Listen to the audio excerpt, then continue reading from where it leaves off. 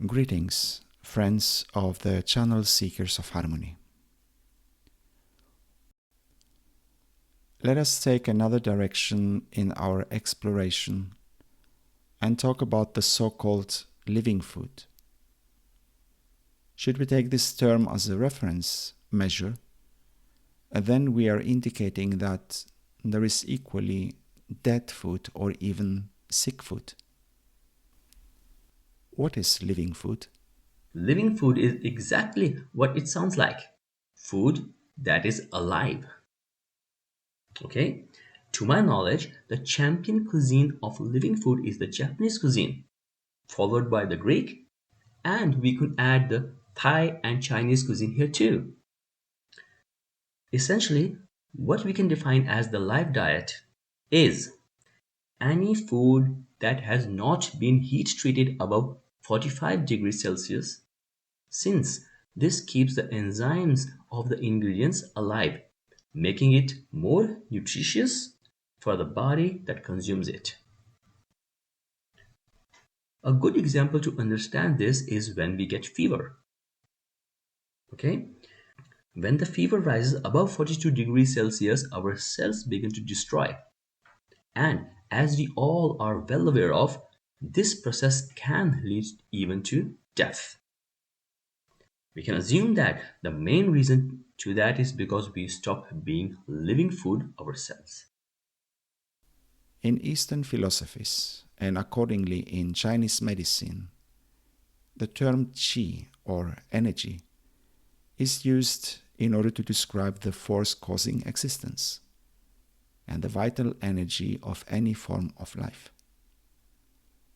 What does Western science say about this energy, and to what extent is this energy affected by environmental conditions?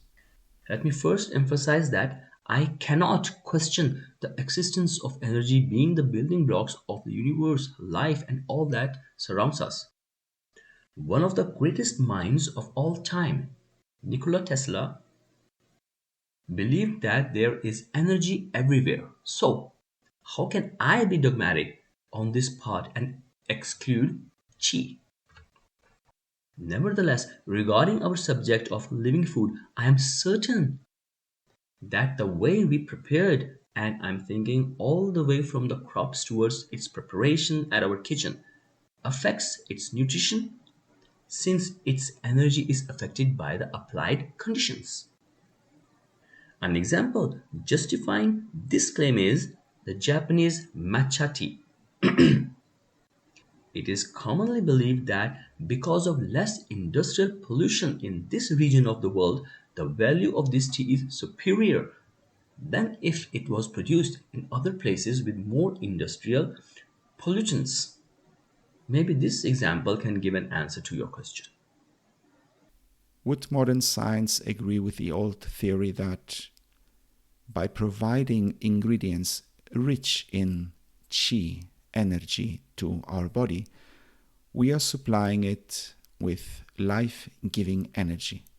The scientific point of view is that when we receive the right nutritions, the now well known calories, then we have the right ingredients to meet our body's needs and we have the energy needed to be productive during our day.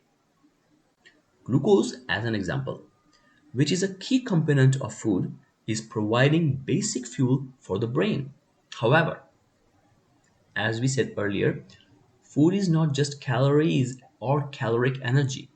It has also to do with the environment it creates around us. Let's not forget that by eating food that is well prepared and tasty, perhaps also well placed on a plate, it contributes to a good atmosphere and mood accordingly. You have noticed that, right? There are foods such as the cretan dokas that consist of tomatoes, barley nut, feta, olives, and a rich amount of virgin olive oil seasoned with oregano, which we consider as the precursor of serotonin. So I guess the conclusion is that besides The importance of pure ingredients in the preparation of our food, equally important for the overall energy a good meal is giving us, is the environment and even eating it with a smile. Talking about the importance of good ingredients makes me think about all additives that are used in the modern food industry and about the flourishing of processed food that seem to take over the good old home cooking. A great number of studies has proven that overconsumption of bad food as well as the overconsumption of food that provides too much sugar. And please note that I am not referring to sugar derived from fruits, but the well known white sugar is contributing to negative health indicators. However, we must understand that when we talk about industry, we are talking about profit. So, practically, it wouldn't be taboo for the businessman who wants to make money the use of cheap and easy to prepare ingredients when food becomes a commercial product. It would be wise to read the labels and to have the basic knowledge how to distinguish the nutritions that are good for us. Remember that we cannot expect to have healthy food coming to our plate on its own. At the end of the day, it is up to us to decide the food choices we make. The use of plastic in the modern way of food preservation. To what extent does the packaging affects the quality, if not the life, of the food they wrap? Someone who by nature is a free spirit will be finding his food imprisoned in a can disturbing. It will affect his psychology, making him to avoid consuming this food because he considers that it contributes to its abuse. This is a way of thinking and a perception, of course, but it is important to acknowledge and respect it. Talking strictly scientific, we can say that when using metals or oil polymers or plastic to store our food to some extent to protect it, but not observe the hygienic conditions or the expiration dates that applies to the packages, we surely abuse food. A good example is water, which has no expiration date in itself. But beneath a bottle of water, we can still see an expiration date, which essentially describes the shelf life of the plastic packaging. By passing this date, will plastic begin to be an issue in the content itself and in the case water? It is turning it from life to a problem by reason of containing ingredients that should not be consumed by humans. To what extent does the way of cooking affect the vital quality of the food? We constantly have new materials and answer to this question. And what we believe is that the way we behave with the food during its cooking process plays a significant role.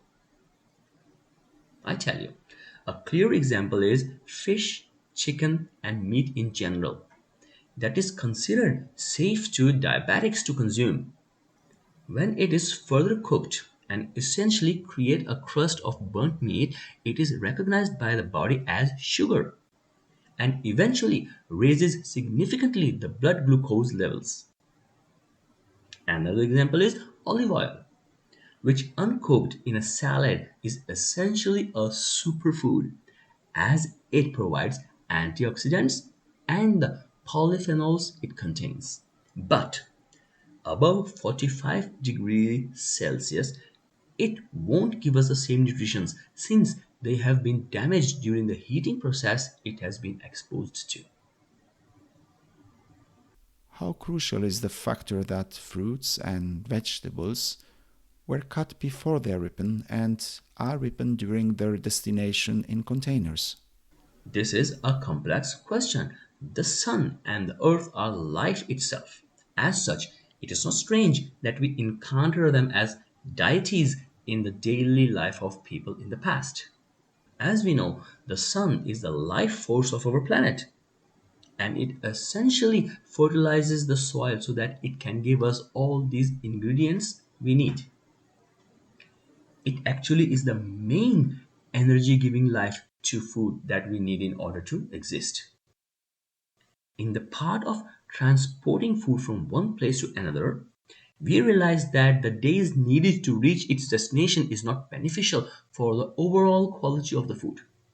So, when arriving at the markets, even it may look clean, shiny, and healthy, in the reality, it will not be equally healthy as the fruits and vegetables ripe naturally from the sun. But we also have some good news here. In recent years, we have many possibilities to protect food from photooxidation. That comes from the oxidation that is caused by sunlight. For example, olive oil should be stored in a bottle that is not clear, as the sun passing through activates the process of tanning and will oxidize it. The same goes for oranges, which we should try to consume quickly so that they do not oxidize when exposed to the sun, but also to oxygen. I wish to share an example of the sun's effect on food, both regarding its growth but also its cooking. It is about the bread of the essence, one of the tribes in Israel who cooked it in the sun. So, what they do, they left the dough, which they had kneaded several times a day from a previous hours, and placed the bread on a stone, which, with the help of sun, actually heated and cooked this bread. No wonder essence bread is considered one of the healthiest breads in the world.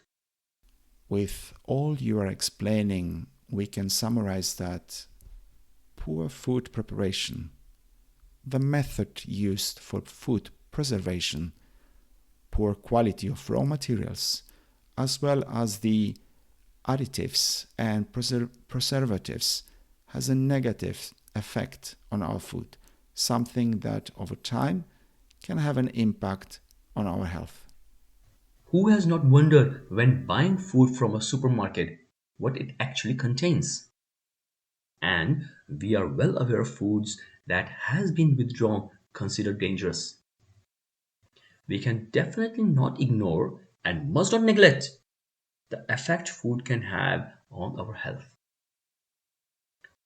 Seekers of harmony, we are standing at a great crossroad where we have to ask ourselves if we should continue our nutrition habits, especially in regard to consumption of animal food. After all, our common duty is to keep the balance with our environment and the one planet we are all living in. Join and enjoy.